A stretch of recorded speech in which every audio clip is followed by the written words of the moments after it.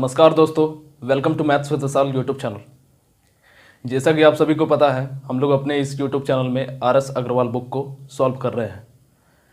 कोई भी अगर बिगनर या कोई नया स्टूडेंट है जो पहली बार मेरे इस यूट्यूब चैनल में आ रहा है, उसको मैं अपने बारे में बता दूं कि मैंने अभी तक इस यूट्यूब चैनल में आप लोगों को 7 चैप्टर को सॉल्व करवा दिया है, जिसपे सबसे पहला था हमारा सिंपल इंटरेस्ट, दूसरा कंपाउंड इंटरेस्ट, फिर रेशियो इन प्रोपोर्शन, फिर एलिगेशन इन मिक्सचर, फिर एज, पार्टनरशिप और फिर कल हमारा ख़त्म हुआ एवरेज। और आज हम लोग एक नई टॉपिक की स्टार्ट करने वाले हैं, टाइम एंड वर्क। ठीक है, तो कोई भी अगर नया स्टूडेंट है जिसने ये प्रीवियस के वीडियोस को नहीं देखा है तो पहले जाके उन पिछले वीडियो को देखो, उसके बाद इस वीडियो से आप लोग स्टार्ट करना। या तो आप लोग पहले पढ़ चुके हो तो आज से आप लोग कंटिन्यू कर सकते हो। ठीक है, तो आज हम लोग एक नया टॉपिक का स्टार्ट करने वाले हैं, time and work.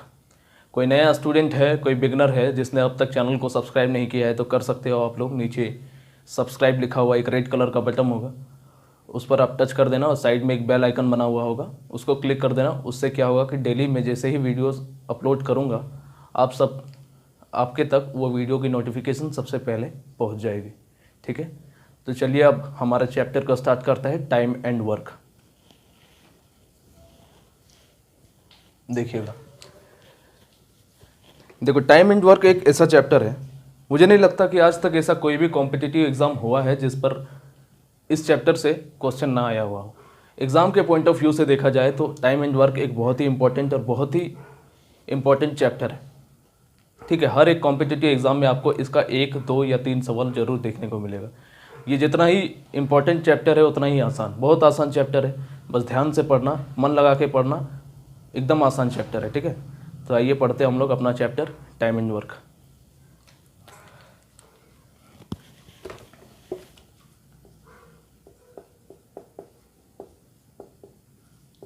Time and work, Hindi में समय और कार्य। देखो, नॉर्मली मैं किसी चैप्टर को जब स्टार्ट करता हूँ तो सबसे पहले मैं उस चैप्टर के फॉर्मूला रूल के बारे में बताता हूँ, आप सबको पता है। उसके बाद मैं उसका एक्सरसाइज ए को सॉल्व करवाता हूँ, फिर एक्सरसाइज बी को सॉल्व करवाता हूँ। देखो, पढ़ाने से पहले मैं इतनी बातें कभी नहीं करता, पढ़ाने के दरमियान या तो पढ़ाने से पहले करता हूँ या तो पढ़ाने के बाद करता हूँ। इसलिए थोड़ी बड़ी जो इंपॉर्टेंट बात होती है वही मैं बताता हूँ हमेशा। कोई भी चैप्टर पढ़ाने से स्टार्ट करने से पहले मैं जो उसके बेसिक रूल है, जो बातें आप लोगों को पता होने चाहिए, उसके बारे में मैं बताऊँगा। उसके बाद हम लोग इसके क्वेश्चंस को करेंगे। ठीक है, तो नॉर्मली जितने भी चैप्टर अभी तक हम लोगों ने अर्थमेटिक का पढ़ा, उसमें काफ़ी सारे रूल मैंने आप लोगों को बताया, कुछ उससे एग्जांपल के थ्रू क्वेश्चन भी समझाने का कोशिश किया। लेकिन इस चैप्टर में इसका कंसेप्ट ना के बराबर है। ठीक है, 2-4 पॉइंट आपके लिए है, उसको समझ लेंगे तो सारा क्वेश्चन हमारा आसानी से बनेगा। ठीक है, तो बस इसमें थोड़ी सी सोचने वाली चैप्टर है, ऐसा कोई टफ सवाल नहीं, टफ चैप्टर नहीं है। ठीक है, तो चलिए पढ़ते हैं, अब आगे की तरफ देखते हैं। समय और कार्य। तो सबसे पहले टाइम को जब इफिशियंसी EFFICIENCY इफिशियंसी से गुना करते हैं तो हमारा वर्क प्राप्त होता है।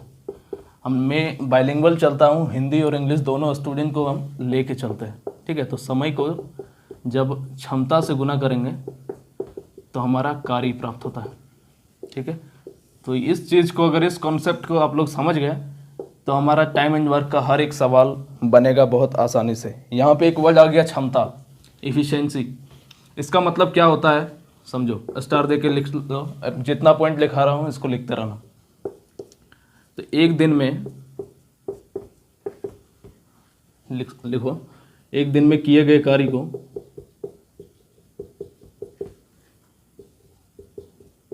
क्षमता कहते हैं या क्षमता होती है।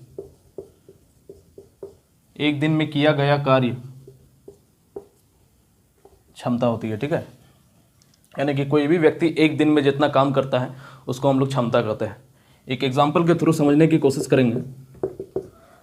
मान लेते कि एक राम नाम का कोई लड़का है, इसको 10 दिन में 20 किताबें पढ़नी है, तो इसकी क्षमता क्या होगी बताओ।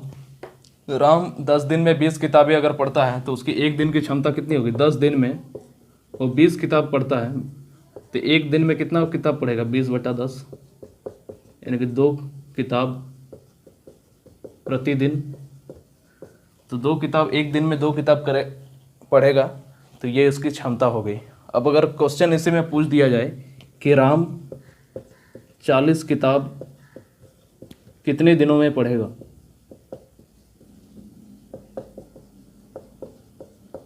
ये अगर हम लोगों से पूछ दिया जाए तो 40 किताब पढ़ने की बात है। एक दिन में जो इसका क्षमता है उससे जब हम लोग डिवाइड दे देंगे, ठीक है, क्षमता से जब डिवाइड दे देंगे, क्षमता क्या है 2, तो हमारे क्या आ जाएगा 20 दिन। अब 20 दिन आया ना। अब बताओ कि क्षमता से हम लोग क्यों डिवाइड दिए? क्योंकि देखो समय को जब क्षमता से गुना करते हैं तो हमारा कार्य निकलता है। तो समय बराबर हमारा क्या हो जाएगा बताओ? समय बराबर, यहाँ इसको यहाँ पे समझने की कोशिश करो, ये साइड में रखना है। देखो समझो कंसेप्ट कि समय को ऐसे लिखते हैं, टाइम को जब इफिशिएंसी से गुना किए तो वर्क हमारा आया, ठीक है, नहीं तो पूरा लिख देते हैं फर्स्ट टाइम में। तो समय को जब क्षमता से गुना किए तो हमारा कार्य निकला। तो हम लोगों को क्वेश्चन में यहाँ पे क्या पूछा, 40 किताबों को कितने दिनों में ख़त्म करेगा, यानी कि समय की बात कर रहा है। तो समय बराबर क्या हो जाएगा, कार्य, जब कार्य को क्षमता से जब भाग देंगे तो हमारा समय निकला। तो यहीं पे हम लोग यहाँ पे भी वही चीज़ अप्लाई किए। देखो कार्य है 40 किताबें पढ़ना, और इसका एक दिन का जो क्षमता है, एक दिन की क्षमता निकल गई, उससे डिवाइड दिए तो हमारा समय निकल गया। तो बस इसका यही एक कंसेप्ट है, यही एक कह सकते हो फॉर्मूला है। और इसी को अगर याद रखोगे, समझोगे, तो सारा टाइम एंड वर्क का जितना भी सवाल है सब आप लोगों से बनेगा। बहुत आसान, बहुत ही मज़ेदार चैप्टर, बड़ा मज़ा आएगा पढ़ने में, ठीक है। तो चलिए नोट डाउन कर लो। मैं साइड हर बार मैं आप लोगों को बताता हूँ, 2 सेकंड या 3 सेकंड के लिए मैं साइड हटूँगा। उतने देर में वीडियो को पॉज करना है और उसी के दरमियान आप लोगों को उतार लेना है, ठीक है। तो चलिए, उम्मीद करते उतार लिया होगा। अब आगे की चीज़ों को पढ़ते हैं।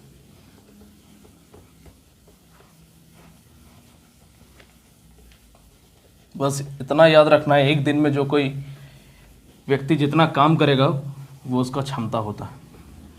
अब एक चीज़ और,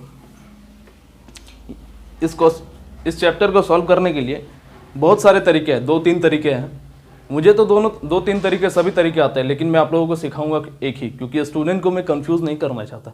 एक तरीका सिखाऊंगा, उससे सारा सवाल आप लोगों को सॉल्व होगा। आप लोगों को एक टीचर नहीं बनना है, आप लोगों से 25 के 25 सवाल सॉल्व होने चाहिए। तो वो किस तरह से होंगे वो मैं आप लोगों को बताऊँगा। ज़्यादा तरीके अगर मैं अभी बता दिया तो आप लोगों का प्रॉब्लम क्रिएट होगा, इसलिए एक तरीके से ही हम लोग सारा क्वेश्चन, जो सबसे बेस्ट होगा, जो सबसे अच्छा होगा, उसी तरीके से मैं आप लोगों को ये चैप्टर समझाऊंगा, ठीक है। तो इस चैप्टर को सॉल्व करने के लिए बहुत जगह हमारा एलसीएम का यूज़ होगा। तो बचपन से आप लोगों ने एलसीएम अगर पढ़ा होगा, एलसीएम का यूज़ बहुत जगह होगा। इस चैप्टर में एलसीएम निकालना पड़ता है। एलसीएम नहीं निकालोगे फिर भी क्वेश्चन बनेगा, उससे भी मैं बताऊंगा। कोई ज़रूरी नहीं है एलसीएम निकालना, लेकिन एलसीएम निकालना ज़रूरी इसलिए है, थोड़ी सी उसमें मदद मिलती है कि कैलकुलेशन हमारा आसान हो जाता है। अगर बड़ा डाटा दे दिया, लाख करोड़ या फिर हज़ारों की या फ्रैक्शन में दे दिया, तो उस केस में हम लोगों को एलसीएम निकालना पड़ सकता है। इसलिए मैं अभी आप लोगों को सिखाऊंगा कि आसानी से देखते ही एलसीएम कैसे निकालोगे, ठीक है। तो चलो समझो इस चीज़, एलसीएम और एचसीएफ एक हमारा टॉपिक भी है अर्थमेटिक का। तो उसको जब हम लोग पढ़ेंगे उस समय तो हम सिखाएंगे ही आपको कि आसानी से एलसीएम कैसे निकालते हैं, लेकिन अभी भी सीखना जरूरी है। एलसीएम का फुल फॉर्म होता है लोवेस्ट कॉमन मल्टीपल। हिंदी में देखा जाए लघुत्तम समापवर्तक, ठीक है। नाम से ही पता चल रहा है कि लोवेस्ट कॉमन फैक्टर हम लोग, मल्टीपल हम लोगों को निकालना है, लघुत्तम समापवर्तक, ठीक है। तो हमारे यहाँ एलसीएम का ही सिर्फ यूज़ है। एचसीएफ भी होता है, हाईएस्ट कॉमन फैक्टर। तो इसको हम लोगों का यहाँ पे प्रयोग नहीं है, इसलिए हम लोग इसके बारे में जब एलसीएम एचसीएफ पढ़ेंगे तब हम लोग जानेंगे, ठीक है। तो सबसे पहले हम लोग समझते हैं कि एलसीएम क्या होता है। अगर आप लोगों से बोल जाए कि 10, 20 और 30 का एलसीएम क्या होगा बताओ, ठीक है। तो बचपन में अगर कोई लड़का तैयारी कर रहा है, पढ़ चुका है, तो वो तो तुरंत निकाल लेगा। लेकिन नॉर्मली अगर फर्स्ट टाइम कोई तैयारी की शुरुआत कर रहा है तो वो नॉर्मली जो 10th क्लास जो बचपन से पढ़ता आया है इस हिसाब से निकालेगा एलसीएम, ठीक है। फिर 2 का पारा में काटेगा, फिर यहाँ पे आएगा, फिर गुना करेगा यहाँ, उसके बाद हमारा आंसर आएगा। तो कितना टाइम लगेगा बताओ? हम लोगों को 1 घंटा में 100 सवाल सॉल्व करना है, वहाँ हमें तो 5 घंटा देगा नहीं, तो आसानी से हम लोग कैसे सॉल्व करेंगे, ये सब आप लोगों को सीखना ज़रूरी है। इसलिए एलसीएम को हम लोग एकदम आसान तरीके से समझेंगे कि देखते ही कैसे हम लोग एलसीएम फाइंड आउट करेंगे। सबसे पहले एलसीएम का मतलब क्या होता है वो समझो। एलसीएम का मतलब होता है एक वैसी संख्या, जैसे 3 डाटा यहाँ पे दिया हुआ है 10, 20 और 30, तो एक ऐसी संख्या हम लोगों को मानना पड़ेगा जो 10 से भी पूर्णतः कट जाए, 20 से भी पूर्णतः कट जाए, 30 से भी पूर्णतः कट जाए। ठीक है, तो वही हमारा एलसीएम होता है। कोई ज़रूरी नहीं है एलसीएम हो, उससे बड़ा भी फैक्टर हम लोग मान सकते हैं। ठीक है, तो देखो समझो, अगर हम पहले समझने की कोशिश करो मैं क्या बता रहा हूँ, ध्यान से समझना, बहुत इंपॉर्टेंट चीज़ बता रहा हूँ। जैसे 10, 20 और 30 का हम लोगों को एलसीएम चाहिए, तो अगर हम लोग मान लेते हैं कि एक, मैं आप लोगों को समझाने के लिए बता रहा हूँ कि 60 अगर मान लिया हम लोग एलसीएम, तो देखो ये 10 से भी पूर्णतः कट जाएगा, अरे कटेगा ना 10 से पूर्णतः, 6 आया, 20 से भी पूर्णतः कट जाएगा, 20 3 60, और ये 30 से भी पूर्णतः कट जाएगा, 30 दूने 60। ठीक है, तो यानी कि 60 हमारा एलसीएम हो गया। ये तो देखते ही आप लोग अंदाज़ा लगा सकते हो, नॉर्मली स्टूडेंट इसी तरह बनाता है प्रैक्टिस के बाद, लेकिन आप लोगों को जिसका जो सिस्टमेटिक किस तरह से अरेंज करके बनाओगे उस चीज़ के बारे में मैं आप लोगों को सबसे पहले समझाता हूँ। देखो 10 है, इसको 2 फैक्टर में तोड़ो, इसको 2 गुने 5 लिख सकते हैं, इसको भी 2 फैक्टर में तोड़ो, 5 गुने 4 लिख सकते हैं, इसको भी 2 फैक्टर में तोड़ो, 5 गुने 6 लिख सकते हैं। ठीक है, एलसीएम की परिभाषा क्या होता है, लोवेस्ट कॉमन फैक्टर, इसका फुल फॉर्म है लोवेस्ट कॉमन फैक्टर, लेकिन हम लोगों को हाईएस्ट कॉमन देखना है दोनों में क्या है, तो 5 इसमें भी कॉमन है, 5 इसमें भी कॉमन है, 5 इसमें भी कॉमन है, तो 5 को बाहर निकालो सबसे पहले। उसके बाद 2 का फैक्टर क्या है, 4, इसको 6 को हम लोग 3 गुना 2 भी लिख सकते हैं। ठीक है, अब देखो 2 का मल्टीपल तो सब में है, लेकिन सबसे बड़ा कौन है, 4 जो है 2 का मल्टीपल में ही ना आता है जी, 2 गुने 2 लिखोगे, लेकिन 2 का मल्टीपल में सबसे बड़ा कौन है, 4 है, 4 है तो 4 को लिखो, और उसके बाद 3 तो यहाँ अकेला है तो इसको गुना करो, तो 5 चौके 20, 20 3 60, 60 हमारा एलसीएम हो गया, ये हमारा आंसर हो गया। बताओ कितना आसानी से निकाले। और वही चीज़ मैंने मान के बनाया कि 60 अगर हम लोग एलसीएम शुरू में माने ना, तो ये हमारा सिस्टमेटिक इस तरह से हम लोग निकालेंगे कि फैक्टर में उसको तोड़ो। परिभाषा तो होता है लोवेस्ट कॉमन, फुल फॉर्म इसका लोवेस्ट कॉमन मल्टीपल होता है, लेकिन आप लोगों को हाईएस्ट कॉमन देखना है और वहाँ से हम लोगों को एलसीएम ज्ञात करना है। कम समझ में आया, कोई बात नहीं, अगला एग्जाम्पल लेते हैं और ज़्यादा समझ में आएगा। ठीक है, क्या था, 10, 20 और 30, इसी को हम लोग जैसे 60 माने थे, अगर 120 मान लेंगे तो ये भी हमारा एलसीएम होगा, एलसीएम ये भी होगा, लेकिन एलसीएम का बड़ा रूप हो गया। जैसे कि हमारा 60 है, 60 का 2 गुना है ना 120 होता है, देखो सबसे कट रहा है, 120 को 10 से भाग दोगे तो 12, 120 को 20 से भाग दोगे तो 6 बार में कटेगा, 120 को 30 से भाग दोगे 4 बार में कटेगा। यानी कि हम लोगों को क्या पता चल रहा है, एलसीएम जब भी फाइंड आउट करने को बोलेगा तो हम लोग एक ऐसी संख्या को मानेंगे जो इन तीनों से जितना भी डाटा दिया हुआ है, कोई ज़रूरी नहीं कि 3 हो, 4 हो, 5 हो, 6 हो, 8 हो, अगर बोल दे कि 10, 20, 30, 40, 50, 60 इसका एलसीएम बताओ, तो एक ऐसी संख्या को मानेंगे जिससे ये सब कट जाए। ठीक है, सब पूर्णतः कटना चाहिए, तो वो हमारा एलसीएम हो जाएगा। तो एलसीएम इसी तरह हम लोगों को फाइंड आउट करना है। और कुछ हम लोग एग्जांपल लेते हैं और समझने की कोशिश करते हैं। देखो समझो कि अगर हम लोगों का 8, 16 और 24 इसका अगर एलसीएम पूछ दे कि एलसीएम क्या होगा, ठीक है, सिस्टमेटिक कैसे बनाओगे, 8 का फैक्टर निकालो, 8 एकम 8, इसको 8 गुने 2 लिख सकते हो, इसके 8 गुने 3 लिख सकते हो। ठीक है, 8 सब में कॉमन है, लेकिन 8 16 जो है इसको लिख सकते हैं 8, इसको 16 गुने 1 कर दो, ये 16 क्या 8 का ही फैक्टर है तो हम लोग 16 को लिखेंगे। और देखो 1 1 और यहाँ पे 3 1 अकेला है और 1 दोनों में कॉमन है तो 1 को भी लिखो, तो 16 तो ये क्या हो गया 48 हमारा एलसीएम हो गया। अब देखो 48 8 से भी पूर्णतः करता है, 8 छके 48, 16 से भी पूर्णतः करता है 48 और 24 से भी पूर्णतः करता है 24 दूने 48। ठीक है, यानी कि 48 हमारा एलसीएम हो गया। कोई ज़रूरी नहीं था हम लोग 48 ही एलसीएम माने, हम लोग 96 भी एलसीएम मानकर बना सकते हैं, क्योंकि 8 से 96 भी पूर्णतः कटेगा, 16 भी 96 से पूर्णतः कटेगा और 24 भी 96 से पूर्णतः कटेगा। ठीक, कोई भी ज़रूरी नहीं है टाइम एंड वर्क का सवाल को बनाने के लिए कि एलसीएम आपको एग्जैक्ट मानना पड़ेगा। आप लोग तीनों संख्या या 4 संख्या जितना भी डाटा दिया हुआ है उससे कटने वाली एक संख्या मान सकते हो और उससे हमारा क्वेश्चन सॉल्व हो जाएगा। और एक एग्जांपल देखते हैं, क्वेश्चन एग्जांपल नंबर 3 है हमारा 9, 24 और 27। इसका एलसीएम बताओ अब क्या होगा। तो क्या करोगे, इसको फैक्टर में तोड़ो, 3 3 9, 3 8 24 और 3 9 27। ठीक है, अब देखो इसको सीधा 9 ही लिखो। देखो 9 सब में कॉमन आ रहा है और 3 क्या 9 का ही फैक्टर होता है, लेकिन हम लोगों को lowest common factor, lowest common multiple तो होता है एलसीएम का, लेकिन हम लोगों को हाईएस्ट फाइंड आउट करना है। तो 9 3 का ही मल्टीपल है, तो हम लोग का एलसीएम क्या हो जाएगा 9। और यहाँ पे 2 8 का फैक्टर तो मात्र 1 है, कहीं पे तो 8, 2 से कटने वाली कोई संख्या, 8 का कोई भी फैक्टर क्या होता है 2 होता है, 4 होता है, यही सब ना होता है 8 का फैक्टर। तो कोई तो है नहीं, 8 अकेला है तो 8 को लिख दो। ये 9 गुना 1 होगा ना, तो 1 को भी लिखना चाहो तो लिख दो। तो 9 8 72, ये हमारा एलसीएम हो गया। ठीक है, देखो 9 72 जो है 9 से भी पूरा तरह कट जाता है, 24 से भी और 27 से भी। 1 मिनट, 27 नहीं, 9 तो ये 27 होता है ना, 27 भी तो होता है इसका फैक्टर। 7 8 56 के 6,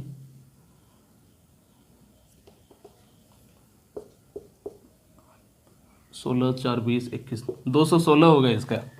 ठीक है, क्योंकि देखो 27 जो है 9 का ही ना फैक्टर होता है। सबसे पहले बात समझो, अभी हम लोग 72 निकाले एलसीएम, मेरे से एक गलती हो गया, मैंने ध्यान नहीं दिया। 27 है यहाँ पे, अगर 72 मानते हैं तो ये 27 से पूरी तरह कट रहा है। बताओ 27 का 27, 27 दूने 54, 27 ये 81 होता है ना, 81 आ जाता तो हमारा करेक्ट एलसीएम होता। ठीक है, लेकिन फिर 81 आता तो 24 से नहीं करता। लेकिन देखो 216 जो है तीनों से पूर्णतः कट जाएगा। ठीक है, देखो काट के देखो, 9 का पारा में 9 3 18, 3 बचा, 9 चौके 36 कट गया। 24 का पारा में 24 9 में 216 और 27 का पारा में तो 216 कट ही जाएगा। ठीक है, काट लेना जितना बार में कटता है। ठीक है, तो हमारा ये इसका एलसीएम क्या हो जाएगा 216। मैंने आपको क्या बताया कि कॉमन लेना है लेकिन सबसे हाईएस्ट लेना है, तो इनमें से सबसे कॉमन फैक्टर और हाईएस्ट कौन है 27 है, और 8 भी कॉमन फैक्टर और हाईएस्ट कौन है 8 है।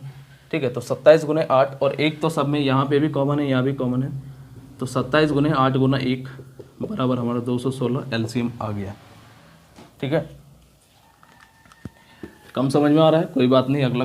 अगला एक और लास्ट एग्जांपल लेते हैं, उसके बाद हम लोग क्वेश्चन को करने की कोशिश करेंगे। जैसे 12 15 और 30, इसका एलसीएम क्या होगा बताओ। ठीक है, क्वेश्चन नंबर 4 है, 12 15 और 30 का एलसीएम क्या होगा। तो तीनों ऐसी संख्या मानो जो तीनों से पूर्णतः कट जाए। तो दिमाग से ही सोच सकते हो कि 60 अगर ले लें तो 12 5 60, 15 चौके 60, 30 दूने 60, तो 60 हमारा एलसीएम हो सकता है। तो इस डाटा से भी हमारा टाइम इन वर्क बनेगा। ठीक है, लेकिन इसको बनाओगे कैसे, सिस्टमेटिक 3 गुने 4 लिखो, 5 गुने 3 लिखो, 3 गुने 10 लिखोगे तो 5 गुने 2। अब देखो 3 सब में कॉमन है तो 3 लिखो, 5 लिखो, और यहाँ पे 4, 2 और 4 का फैक्टर में बड़ा कौन है 4 है, तो 4 लिखो। 5 3 15, 15 चौके 60 हमारा एलसीएम आ गया। ये हमारा आंसर हो गया। कितना आसान है बताओ। तो इसी तरह हम लोग एलसीएम फाइंड आउट करके कुछ सवाल को बनाएंगे। कोई ज़रूरी नहीं है एलसीएम निकालना, मैंने फिर से आप लोगों को बताया, तीनों से कटने वाला एक संख्या भी मान सकते हो। इसमें 60 की जगह 120 मानकर भी बना सकते थे, कोई प्रॉब्लम नहीं होता। ठीक है, लेकिन एग्जैक्ट एलसीएम के बारे में मैं और डिटेल में आप लोगों को समझाऊंगा जब एलसीएम एंड एचसीएफ चैप्टर पढ़ेंगे उस टाइम। तो चलिए अब इसके कुछ सवालों को करते हैं। यहाँ तक आप लोगों ने उतार लिया होगा।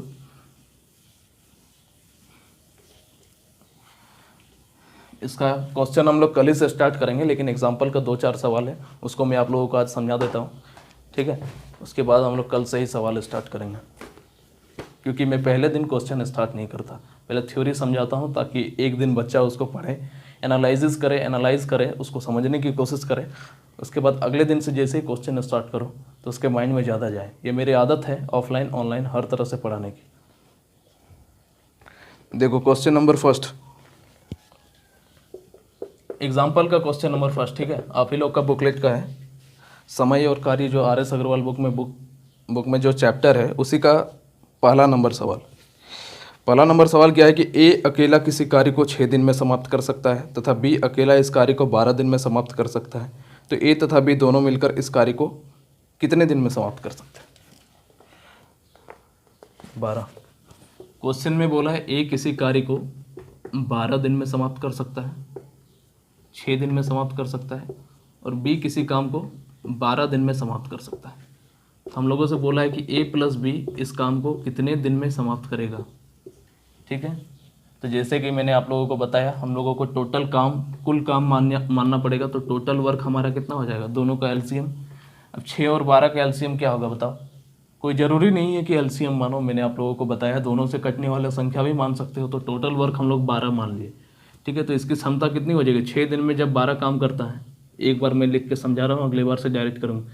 6 दिन में जब ये 12 काम करता है तो एक दिन में कितना काम करेगा, 12 से ये ना करोगे काम को, जब दिन से मल्टीप्लाई करते हैं तो क्या होता है, क्षमता हमारा प्राप्त होता है। अरे समय इंटू क्षमता बराबर क्या होता है, कार्य होता है। ठीक है, तो क्षमता बराबर क्या हो जाएगा, कार्य बटा समय, यही ना है।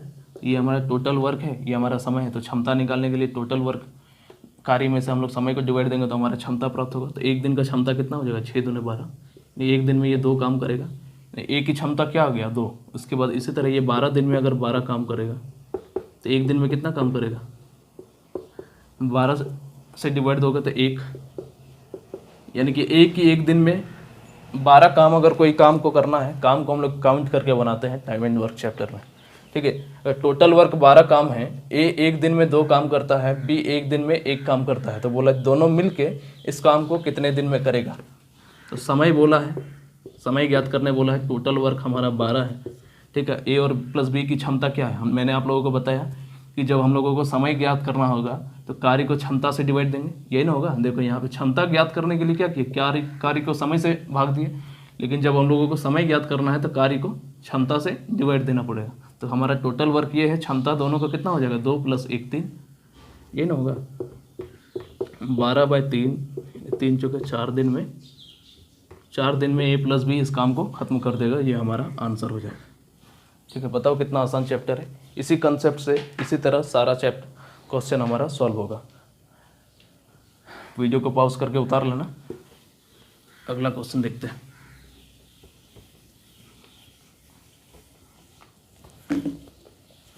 क्वेश्चन नंबर 2 एग्जाम्पल का ही, एग्जाम्पल का 2-3 सवाल करवा रहा हूँ, कल से एक्सरसाइज को करेंगे। क्वेश्चन नंबर 2 है, ए एक कार्य को 12 दिन में समाप्त कर सकता है, ए तथा बी मिलकर इसे 8 दिन में समाप्त कर सकते हैं, बी अकेला इस कार्य को कितने दिन में समाप्त कर सकता है। सिंपल सा सवाल है एग्जाम्पल नंबर 2 का। समझो कि ए किसी काम को 12 दिन में समाप्त कर सकता है। ठीक है, ए प्लस बी मिलकर किसी काम को 8 दिन में समाप्त कर सकता है। तो बताओ कि बी अकेले इस काम को कितने दिन में समाप्त करेगा। ठीक है, देखो समझो, टोटल वर्क हम लोगों को क्या मानना पड़ेगा, 12 और 8 का एलसीएम मानना पड़ेगा।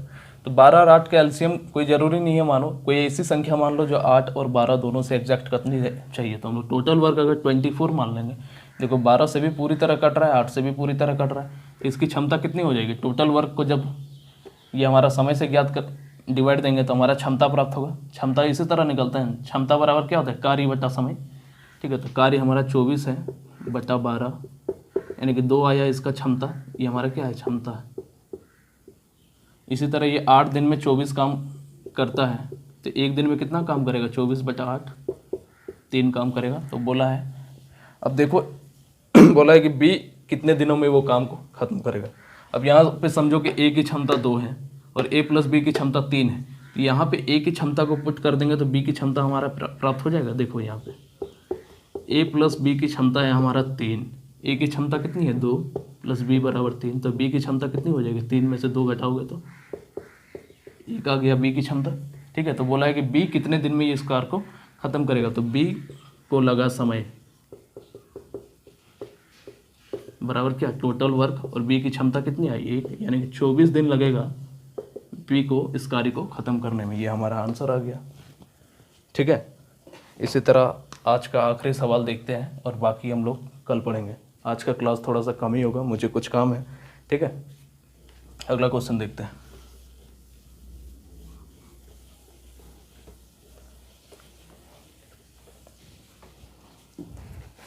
क्वेश्चन नंबर 3 है, ए बी तथा सी इस एक कार्य को क्रमशः 10 दिन, 15 दिन तथा 18 दिन में समाप्त कर सकते हैं। यदि तीनों मिलकर इस कार्य को करें तो कितने दिन में समाप्त कर सकेंगे। ठीक है, आसान सा सवाल, एग्जाम्पल नंबर 3। ठीक है, बोल रहा है कि ए जो है किसी काम को 10 दिन में, बी किसी काम को 15 दिन में और सी किसी काम को 18 दिन में कर सकता है। तो बताओ कि तीनों मिलकर उस कार्य को कितने दिन में खत्म कर देगा। What day. ठीक है, तो एक ऐसी डाटा मानो जिससे मैंने आप लोगों को बताया है कि टोटल वर्क हम लोगों को मानना पड़ेगा एक ऐसी संख्या जो तीनों से कट जाए। ठीक है, तो ऐसी संख्या क्या होगी सोचो। नहीं सोच पा रहे हो तो 10, 15 और 18 का एलसीएम निकालो। मैंने जैसे कि सिखाया 9 गुने 2, 5 गुने 3, 5 गुने 2, तो कितना हो जाएगा 9 गुने 5 और यहाँ पे 2 तो दोनों में कॉमन है, 9 पचे 45 दूने 90। या तो डायरेक्टली भी आप सोच सकते थे ऐसी संख्या जैसे 90 हो गया, तीनों से कट रहा है। देखो 10 से भी पूर्णतः कटेगा, 10 9 में 90, 15 छक्के 90, 18 पचे 90। ठीक है, तो टोटल वर्क हम लोग 90 सोच भी सकते थे। शुरुआत में स्टूडेंट सोच नहीं पाता है, शुरुआत में प्रॉब्लम होता है, लेकिन जैसे जैसे आप लोग पढ़ोगे, कंटिन्यू आदत बन जाएगी तो खुद से ही तुरंत आप लोग सोच लोगे। उतना एलसीएम का झंझट है ही नहीं, तुरंत बनाओगे। ठीक है, टोटल वर्क 90 मान लिया तो इसका क्षमता कितना हो जाएगा। कार्य को समय से गुना करेंगे तो क्षमता होगा ना, कार्य को समय से गुना किया तो क्षमता, तो 9 हो जाएगा। इसकी क्षमता कितनी हो जाएगी 90/15 और ये 90/18, इसकी क्षमता आ गई 5, तो 9, 6 और 5 ये हमारा क्या आया, क्षमता है। ठीक है, क्षमता आया तो बोला A + B + C इस काम को कितने दिन में करेगा, तो समय, इनका समय कितना लग जाएगा 90 टोटल काम है। तीनों का क्षमता कितना है 9, 10, 15, 5, 20, काट दो, 9/2 डेज का इसको समय लगेगा। अब हम लोग देख लेते हैं बुक में एग्जैक्ट आंसर क्या लिखा है। फ्रैक्शन में कन्वर्ट कर दिया है तो 2 चौके 8, 1 बचा, डे में ये काम खत्म हो जाएगा और यही हमारा एग्जैक्ट आंसर हो जाएगा। ठीक है, तो उम्मीद करते हैं आप लोगों को ये समझ में आया होगा। देखो साइड हट रहे, नोट डाउन कर लो। ठीक है,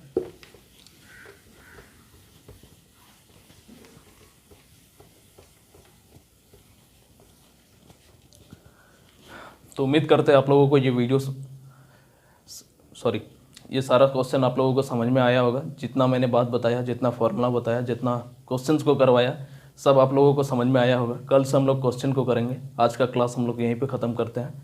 ठीक है, वीडियो अगर पसंद आई हो तो लाइक करें, कमेंट्स करें, दोस्तों के साथ कम से कम ज़रूर शेयर करें। और जैसा कि हर दिन बोलता हूँ वैसा आज भी वीडियो को लाइक, डिसलाइक दोनों में से कोई एक चीज़ ज़रूर करें।